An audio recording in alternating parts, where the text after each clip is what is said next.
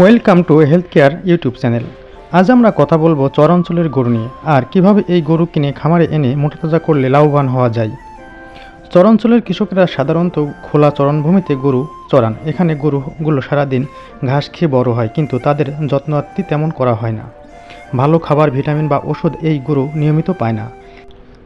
এইসব গরুগুলো স্বাস্থ্যবান হলেও শুকনো থাকে। কিন্তু খামারিরা যদি এই গরু কিনে নিয়ে আসেন এবং খামারে নিয়মিত পুষ্টিকর খাবার, ভিটামিন বা ওষুধ দিয়ে ভালো করে যত্নার্থী করেন, তাহলে খুব অল্প সময়ে গরুগুলো মোটাতাজা করা হবে। আপনারা কি চর অঞ্চলের গরু কিনে খামারে মোটাতাজা করার জন্য ব্যবসা শুরু করতে চান?